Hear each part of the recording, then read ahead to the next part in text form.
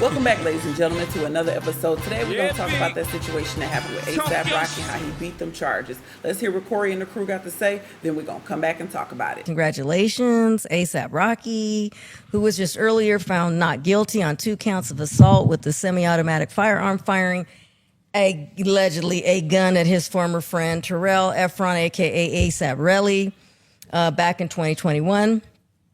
A L.A. jury came to that verdict after 5 hours of deliberation.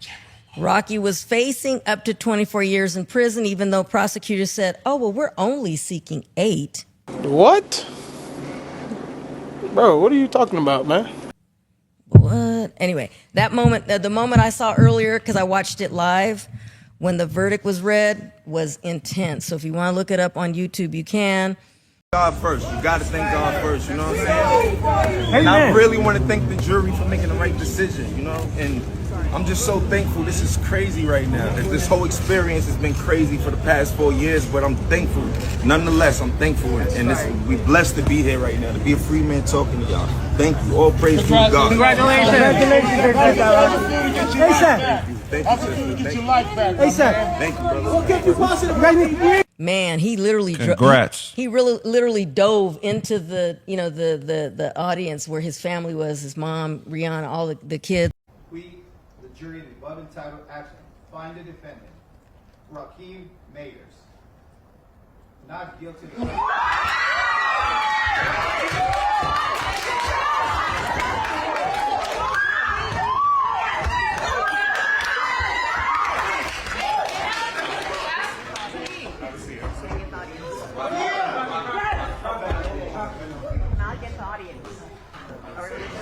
Chat room off. Anyway, so yeah, the chat room's off. Anyway, so yeah, that's intense when he said that. And he turned to the jury and he thanked them before they left. He said, "Thank you, you saved my life." God, if you listen, hell. Hey, yo, so you know what I'm saying? I'm glad my brother is motherfucking had that moment in his life. It's probably a moment he'll never remember. And if any business got to get handled, I'm sure he know. I ain't the one to handle it. And that's why he didn't cave in. He didn't I got give in. something for that. When homeboy I got somebody for that. When he wanted something, because the guy wanted money. You know, that's when he first he was saying, "Hey, I'll go away with this," but then they had too much on the guy. I mean, the guy was talking about, "Oh, they'll never find me. I'll be on some island somewhere enjoying my." I was like, "It's all about the paper," and he did not fold. He said, "No, I'm going to go to court." He took a huge risk, but he said he had to because he knew that that's not what went down.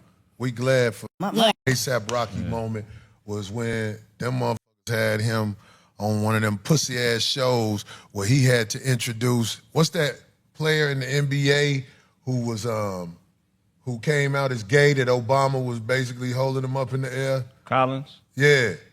And they had A$AP Rocky introduce it. They had to do an award together. A$AP was like, yeah, or you might be gay like this motherfucker right here. No, he did not. When was that? What? He said, I'm not.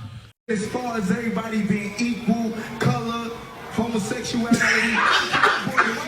I'm not. That's probably why this happened to him. No, I'm not saying it directly like he did it. But he was letting it be known. You know what I'm saying? Because he was talking like that, like this. Well, they paired him up with that dude, and it ain't fair. It's all part of doing business with the beast. He got to stop wearing suit shorts. That's probably why they did it. They probably thought he was. I don't know. But it's a cold world in the entertainment business, dog. That's crazy, man. Hey, man, look, the entertainment business is a cold world when you are doing A-list type of shit. Right. You have basically done a deal with the devil. The devil is not welcome here. If you're an A-lister, you're on a deal with the devil. There's no way you're going to just get A-list shit without the devil saying, time to pay me. So when you see people doing shit that you know they wouldn't ordinarily do, the devil came to collect. I'm trying to tell y'all, man, y'all be seeing, what's the name did that? The devil was like, hey, come here. Don't you live good? Don't I got you all over TV? Guess what? This is what I need you to do.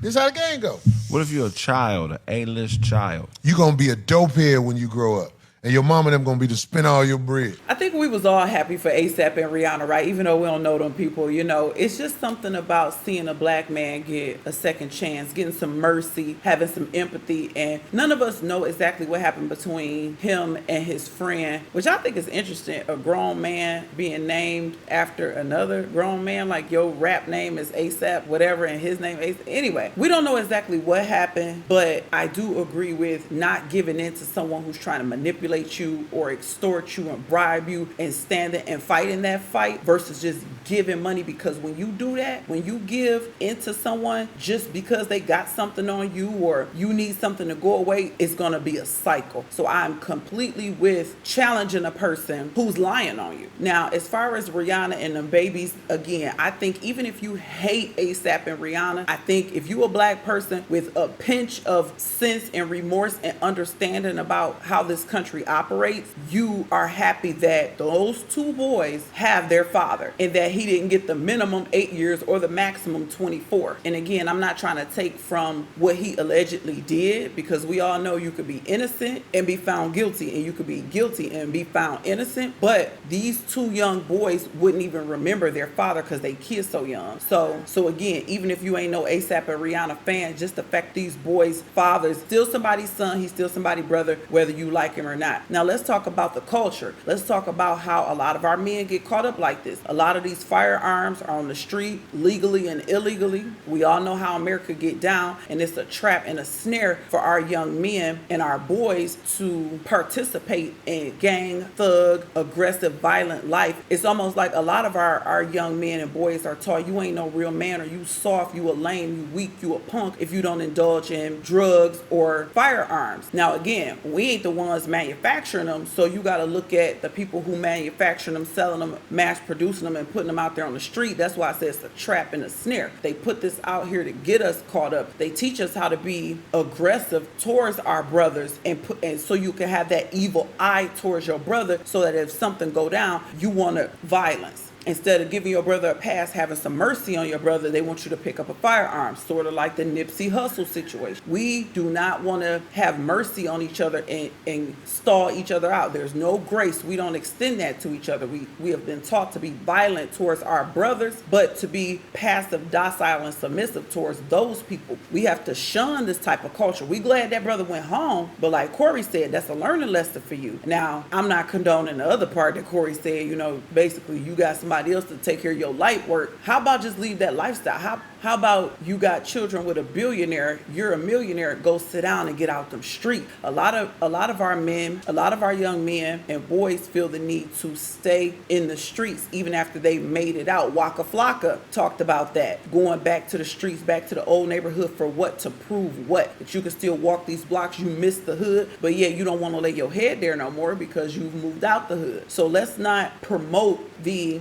stereotypes and the negative connotations. Let's call it what it is. By the grace of the creator, and you know, probably because you got some money and connections, you was able to get out of this, but we got to stop this. We cannot continue this. We have to correct the behavior. We cannot let our young men and boys gamble with their lives like that, because everybody don't have that ASAP Rocky outcome, right? A lot of our young men are sitting in cells right now in inhumane conditions and behind a stupid act, following a clique or a group, or having someone else tell them this is what makes you a man. We got to teach our young men and boys righteous. Y'all leave me a comment. Let me know what y'all think about the ASAP Rocky situation. As always, I appreciate the love and support. Till the next time, I will catch y'all in the next episode. Peace out.